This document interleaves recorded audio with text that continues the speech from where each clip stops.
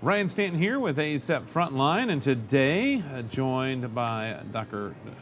Michael Bresler, and we're going to talk some malpractice. So a little something that's going to give you a little chest pain, but at the same time also giving you some tips and things to get done. And we'll chat a little bit about being the star of your deposition or the trial, and then getting sued. What do you do next? And so we'll knock out all of those things. So Dr. Bresler, thank you for joining us here on the front line. We're going to start off with just having you give us a little background on yourself. Well, I've practiced emergency medicine for over 4 decades now. I'm a retired professor at Stanford. Have been there for most of that time. And ASAP was Speaker of the Council for a number of years. So I've been involved in ASAP basically since the beginning. But a number of decades ago, I got asked to testify for one of our members in a malpractice case. And that ballooned out so that over the last 30 years or so, I've probably done 20 or 30 cases a year at least. I've reviewed cases for both defense and plaintiff, and turned down probably maybe a quarter of defense cases and probably 2/3 of plaintiff's case, 3/4 of plaintiff's cases. I basically have given an honest opinion to the attorneys and done maybe average 4 depositions a year and a trial every year or two.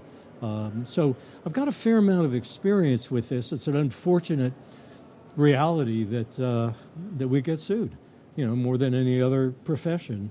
But it is the reality, and it's not the end of the world. I mean, it's a horrible, devastating feeling when you get sued. I mean, it challenges your whole being as a doctor.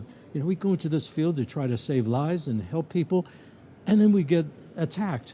And I think the most important thing actually is not winning the case. The most important thing is keeping your emotional well-being and not let it interfere with your family. Surprising number of divorces that happen during the course of litigation, and these damn things go on for years. Right. And so I think the most important thing is to keep your sanity, keep your balance, your perspective, and not let it destroy you. Especially if you think maybe you did screw up, and then you feel guilty because of the case itself.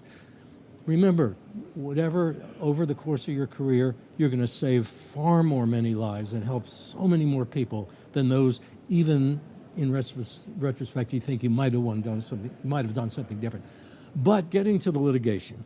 So I think the thing that's important is when you have a feeling that maybe you messed up, or you come in the next day and your partner says, hey, that patient you saw? Remember that and patient? You get that awful feeling in your chest. Just stay cool. Look and see what happened. That's the time to kind of investigate things, but I don't think you don't call your insurance agent right away, or the head of the group, or whatever. At that point, just see what the story is, and perhaps discuss it with other doctors that have seen that patient. But once you get the formal notice that you're going to be sued, then it's the time that you want to be careful about the legal implications. You don't discuss it with any other doctors, because that's discoverable. You don't discuss it with the other doctors that saw the patient. You do notify your boss and the insurance company, et cetera. And so that's when the process begins. It can take several years. There'll be depositions, and that's, I guess, what we're going to talk about now specifically is how to do well at your deposition and your trial. And so I think the most important thing is know what happened. You'll meet with your attorney. Remember, the attorney's job is to represent you, not the insurance company, even though they're hired by the insurance company. But their ethical and moral obligation is you. And be open and honest. If you think there's a weak part of your case with your attorney, you discuss it with them, because they have to know how to defend that. And it's privileged. The conversation between you and your attorney cannot be discovered, but every other conversation you have with anybody on this planet about this case can potentially be discovered. So you want to discuss it with the attorney and be honest. You want to review the medical records. You don't want to add to the medical record.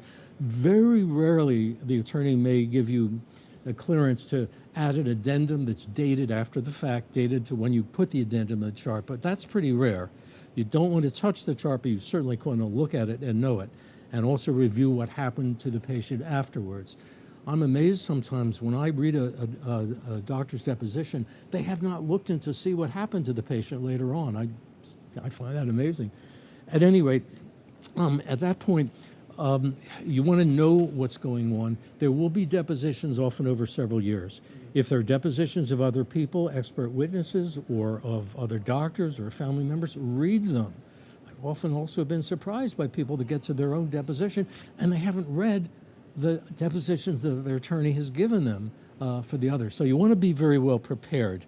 You may practice with your attorney, perhaps. That is your deposition testimony. The attorney will certainly tell you, your attorney, what questions might be asked by the plaintiff's attorney and what questions your attorney will ask you. And so you'll want to rehearse those. When the time comes for the deposition, you want to stay calm. Inside, you may be, just horribly upset, but your demeanor should be calm and measured. You want to answer only the questions that are asked of you because, the term for deposition is discovery. The attorney on the other side wants to discover as much as you can give him or her so that they can use it against you. So don't give them anything. Answer the questions and no more. If you need to take a break, you just ask for the break. Take your time. They won't show up in trial. It won't show up on the deposition transcript that you took 30 seconds to think about your response. Your attorney will sit next to you, and if your attorney kicks you under the table, stop talking. It's not a bad idea to wait for a moment or two before you answer anyway, to give your attorney the opportunity to interfere and say, no, we won't allow that question or whatever, or I object, whatever that may be.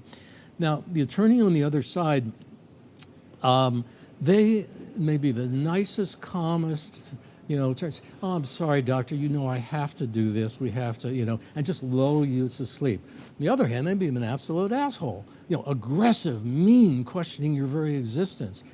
It's a game. They want to see how you respond, what your stress level is, what they can do to you in trial. And I don't know if you all listening to this remember the TV show Columbo. I'm showing my age, but Columbo was a detective in L.A. Frumpy guy, always wore a raincoat even in the summer in L.A. And he acted stupid as hell. I mean, when he would interview, even though he knew a guy may be guilty, he was, I'm so sorry, I have to ask you this question, whatever. And just come across as a schlemiel and totally ignorant. And then he'd be walking toward the door, I'm sorry about this, open the door and say, oh, one more thing. And that was the zinger. And the attorneys may do that kind of thing, lull you to sleep. So be aware of that. The family may be in the room, which can be really disconcerting. Mr. Jones died, and there's his wife and his kids staring you directly. You got to put up with that if that happens. Don't let that, throw you. We're used to that in the ED when we have family around and we're trying to save somebody's life or something, and they're like judging you, hoping you're doing the right thing. So you have some awareness of that. One of the things, Ryan, that I think is extremely important is word games. Mm-hmm. The attorneys have a number of ways that they can catch you in language. One of the things they will invariably ask you is, well, doctor, what do you rely on? What textbooks do you rely on? No, you don't rely on anything. You consult, but you don't rely on whether it's Rosen or Tinelli or whatever. They'll ask you, are there any authoritative texts? And they've asked me that because I've written several textbooks, co-authored several, and they'll ask me, and I say, no, even my own work is not authoritative. Because textbooks are not peer-reviewed. I don't know if you all know that or not, but textbooks is not peer-reviewed. The author writes what they want. The editor, the publishing company, will correct the English, but that's it. And even articles are not authoritative necessarily, because they're often articles on each side of any question, as we all know from reviewing the literature. So nothing is authoritative. You don't rely on anything. You do consult textbooks or whatever it may be up to date. You consult. be aware in your deposition of something the attorney may have asked you 15 or 20 minutes ago, and just change it slightly. Remember what they asked you. Be aware again of that kind of word game. Another thing is the retrospectoscope. I like to think of Robert Frost and his poem Two Paths Diverged in Wood, and I took the one, whatever. We are in AD often faced with choices. None of them may be good, but we select what we think at that point in time that is the best course. If it turns out sometimes that was not the best course, but we didn't know that. We can't predict the future.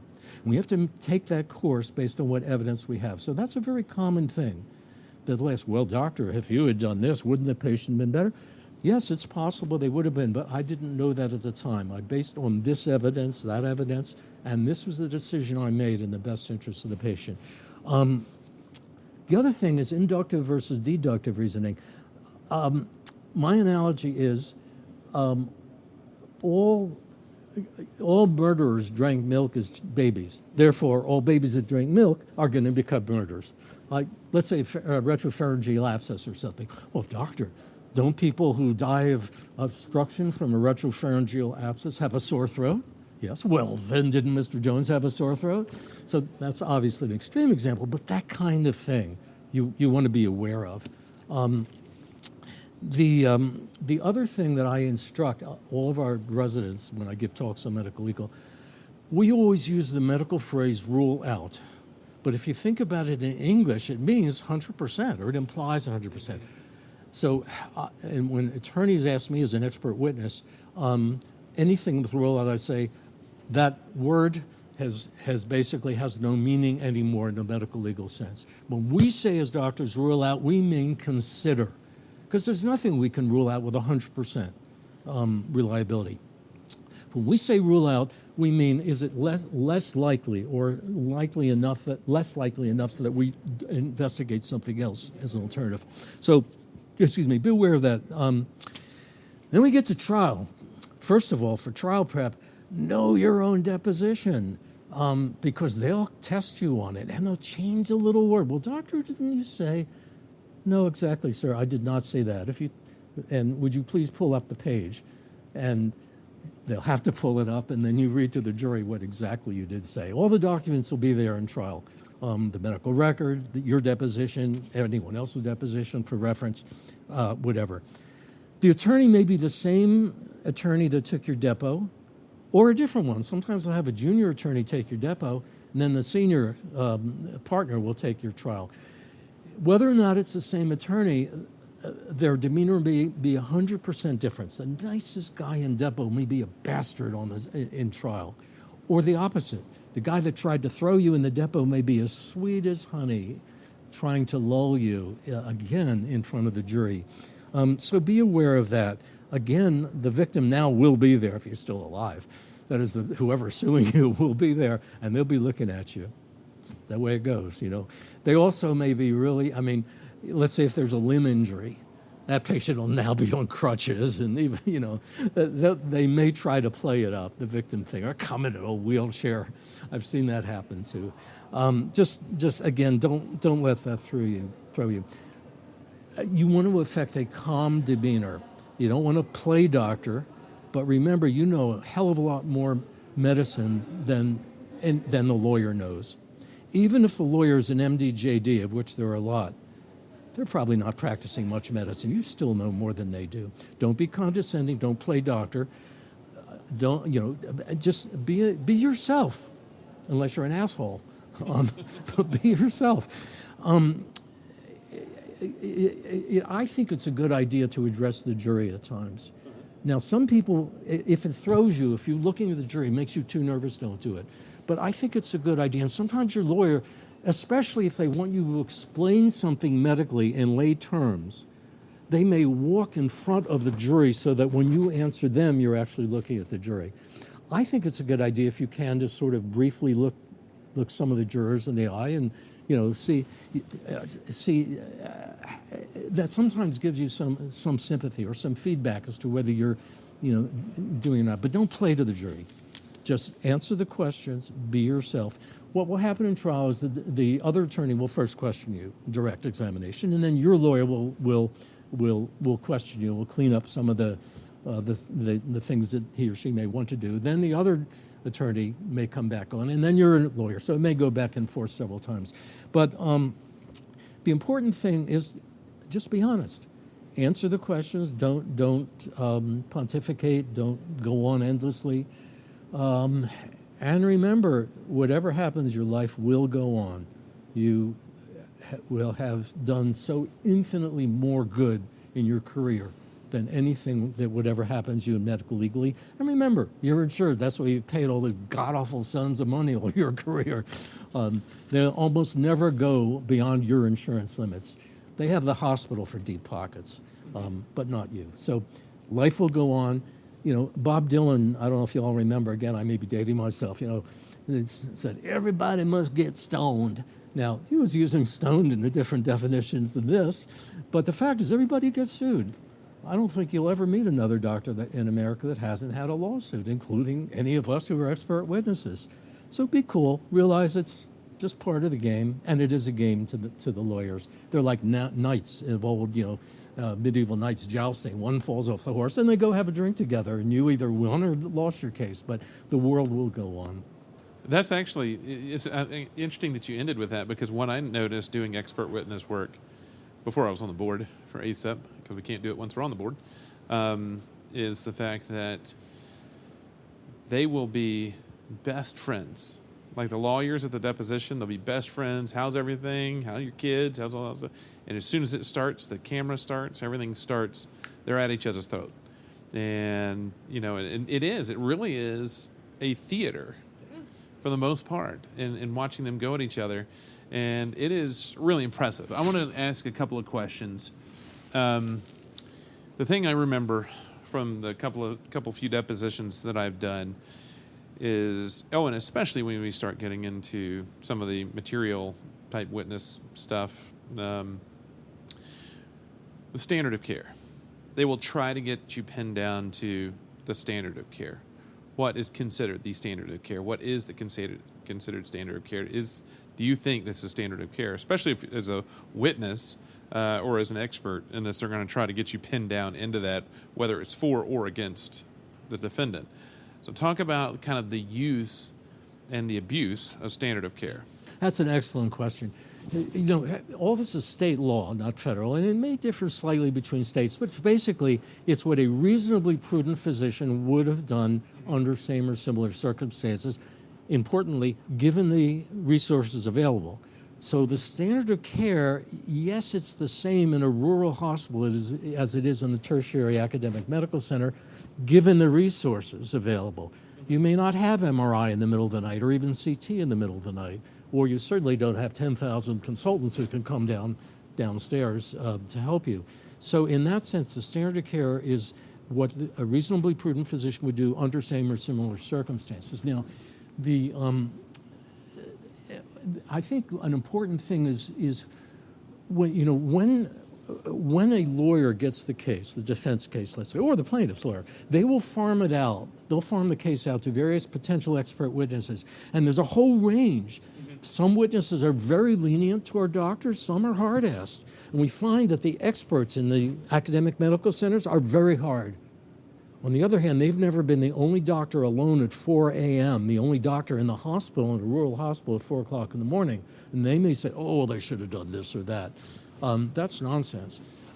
So a good lawyer will often farm out the case to several expert witnesses, and if there's some real problems with the case, they may pick an expert that they think, they'll all hopefully give ethical testimony, but that may be a little more lenient. But those are the things that are important. Is there can be a lot of variation. I have gone against close friends of mine who I've, let's say, been on the fence, and they've been for the plaintiff, and we sort of agree, but a lot of times it's, well, if this happened, then it's defendable. If this didn't happen, it's whatever. So there can be ethical docs who take different sides of the same case. But there are a lot of whores out there. There are a lot of people that will just do whatever the plaintiff's attorney wants them to do, and they're good. They're usually pretty damn good expert witnesses in that they are willing to prostitute themselves. Oh, the ones their website, they're actually professional expert witnesses, and I've heard of just some absurd ones that I've heard about, and in Kentucky not being a great state with regard to tort reform, you hear about some of those coming in and people that we've dealt with, and the other side is like Tennessee, where you have to have a physician sign on that it's there, and I have a friend of mine who is a trial lawyer, and he'll occasionally send me some stuff and say, hey, do you think there's malpractice here? And I'd say 90% of the time, I'm like, no, there's not. I mean, it's probably more than that, but he's like, usually what his thing is, yeah, that's what I kind of figured, but I just wanted to run it by and see if it was there. All right, so you mentioned some of the demeanor of staying calm. What I found is, especially with if you're the defense, the plaintiff's attorneys, they're going to try to get under your skin. Try to get, not whether it's flustered or whether it's agitated. Thoughts on oiling up the feathers and just letting it roll off? It's hard. Remember, they're acting, and you try not to take it personally. I mean, and that's one thing, that sometimes the initial letter that you're going to be sued, they may say, Dr. Such and Such, cruelly and wantonly, disregarded my patient's horrible situation, in sewing up his finger laceration, whatever. The language used just goes to your whole being. It's like an attack on everything you stand for. Just remember, it's a game to these guys. Like you just said, they may be the best of friends. When the court stenographer starts, doing their thing, they'll just go at each other. And at the end, hey, Bob, let's go out and have some dinner. You're sitting there devastated. It's game, it's theater, like you said. And you just gotta stay cool. One thing I would add in all of this is, sometimes, we aren't perfect. And when we sit down to type something at the computer, we're going to make typos.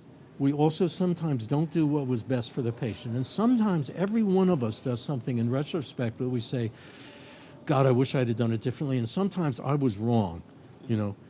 If there is a case, if the expert witnesses that are consulted by your attorney give a negative view and say, I'm sorry, I can't defend this case. It was below the standard. If that happens, just settle the case and get the hell out of it and go on with your life. Don't be stubborn if you think, or if two or three expert witnesses consulted by your attorney say they can't defend it. Just get out of the case. Go on with your life. Don't go through years of litigation, depositions, and jury. And that can potentially, hopefully we won't get sued, but we all do make mistakes. We're not perfect. And finally, one of the most important things, if you've ever done jury duty, you've probably seen, if you got called up for a case, you've probably seen how presentation of the defendant can impact the outcome. As a physician, you don't want to be there in slides and shorts and a ratty T-shirt, but you also, I would assume, don't want to look like Henry Banks or Richie Rich out there with a 5-piece suit and all blinged out. So talk about the attire and the presentation and how that potentially communicates to a jury.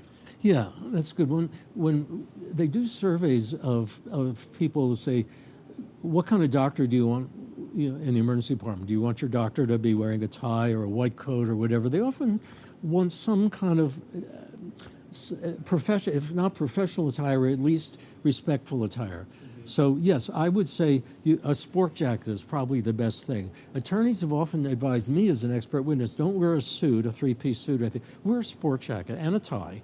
And that's probably the best thing, kind of intermediate dressy, but not some, $1,000 Armani suit or something like that. And of course, don't go in, just wearing blue jeans and a T-shirt. So probably a sport jacket with a tie, not too flamboyant, but you want to come across as a responsible doctor. And it makes sense. As we wrap up, this is actually incredible information, just trucking along here. When I wanted to touch a little bit more before we wrap up on on the getting served aspect and things like that. You mentioned not immediately, as being the president of my group, of course, I get the notifications and then make sure it goes to the malpractice carrier.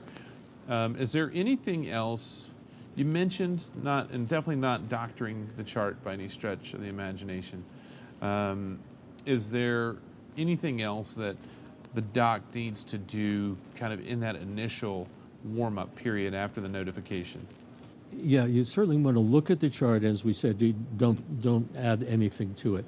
And remember, with electronic records, they can tell every time you went into the chart, into the hospital chart. And so that is discoverable. And not to mention the potential subpoena and the keystroke record. That's right. So what's not there anymore? That's exactly right. I think that one of the things important, we all have different kind of employment situations. You know, we all have a boss. Even if we're chair of a department, we have a boss. Even if we are in charge of the contract, you know, the hospital, can control us. We can lose a contract. Whatever your situation is, there's somebody above you, and I don't know that everyone would agree with me, but my own personal feeling is this: if you think you may have screwed up, or if your partner tells you know that patient you saw, kind of thing, you don't rush to your insurance company or the hospital or even your supervisor necessarily at that point. It depends on the personal relationships. It's not a hard and fast rule. But what will then happen is let's say if there's a patient complaint in the hospital, whatever they term that department that takes care of patient complaints. So the hospital employee comes to you and says, we've had a complaint with such and such. Well, that is certainly time to let your supervisor, your chair, whoever it is, know about it. And the hospital, by definition, knows about it. Don't ever contact the patient or the plaintiff's lawyer. Sometimes, don't call the patient to apologize. Now, if there hasn't been a complaint, there are different advice as to whether you should call the patient if you think maybe you did something wrong or not. I generally no. Generally, you don't want to call the patient. But because if you do, sometimes it's said that gives them the idea that maybe you screwed up. On the other hand, you might feel, I want to apologize. Or when I know I sent home Mr. Jones and he had a heart attack the next day, you want to call Mr. Jones and say, this is the reason. I'm so sorry. I hope he's doing well. This is the reason. That's often interpreted as guilt. On the other hand, if you don't do it, it may be interpreted as being, careless and not care about your patient. So you're caught between the proverbial rock and a hard place. In general, don't contact the patient. And certainly, if the patient's attorney contacts you, have absolutely nothing to do with them. Refer them to your lawyer. But once the formal letter comes in intent to sue, then everybody needs to know. The hospital, of course, will know your insurance company. And again, remember, your insurance company's on your side. Now, there are different state laws in California. Your insurance company cannot settle the case without your permission. Other states, they can. They can say, in some other states, they're running up too high a bill, there's a questionable case, we're just going to settle it even though you don't want them to. Now, some docs will get their own personal attorney at that point to pursue the case or even to sue their insurance company. Fortunately, in California, that can't happen. On the other hand, I have to say that if your attorney has farmed out the case to a consultant who says, I'm sorry, I can't defend it, and then to another one who says the same thing, and maybe to a third one, and you've had no potential defense witness is willing to defend you, don't be stubborn about it. Even though in California they can't settle the case without your permission, they're trying to tell you something there. Mm-hmm. And so I think the wisest thing, if honest expert witnesses, and most of them really have said they can't defend this case, there's a reason. Just as I said before, get out of the case, go on with your life. Don't just keep fighting, although you have the legal ability to do that, at least in our state and many other states. Talking with Dr. Michael Bresler, and it's part of the Malpractice Marathon here at ASEP 25, and it's actually 4 different sessions. So if you'd missed it out here, at ASAP 25, then of course ASAP Anytime, or the virtual ASAP, getting these talks later. Great content. Of course, we've just brought you two of them right here, so we got you well ahead. How can folks get in touch with you if they have any questions, thoughts, or maybe need a little guidance? Well, as I said before, the lawsuit is not the most important thing. It's your welfare, your well-being, your family's well-being, and you got to keep perspective. We all make mistakes. We all may feel guilty about the way we've treated a patient, which we had done something differently. But your emotional and your loved one's emotional well-being is paramount. And go on with your life. Remember that when your career is over, the ratio is many thousands to one of people you have helped with their lives or saved their lives compared with the times you might wish you had done something differently. I appreciate it. You have any contact information, email, or? Sure. Yeah, throw it in there. It's bruzl@aol.com. B as in boy, as in Bresler, bruzl at AOL.com. Bresler was my nickname, a corruption of Bresler when I was a rock drummer, but that was another lifetime ago. Oh, yeah, I was a percussionist too. I did some rock drumming. They didn't give me I wasn't good enough to get a good nickname though. All right, as for me, contact me, rstanton@asap.org, rstanton@asap.org, at EverydayMed on X. And once again, make sure that you're subscribed to the podcast on whatever platform you like. I appreciate a 5-star review on there to help boost us up the list. Until next time, I'm Dr. Ryan Stanton, and this has been some ASAP Frontline.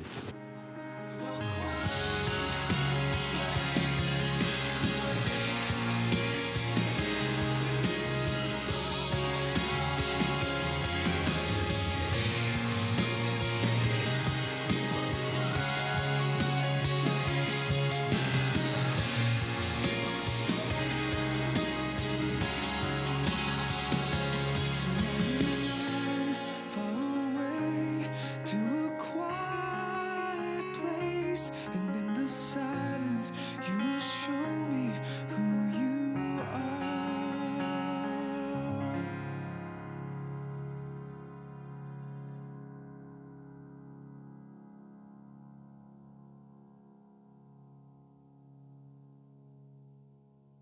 If you're not on the front lines, you're on the sidelines.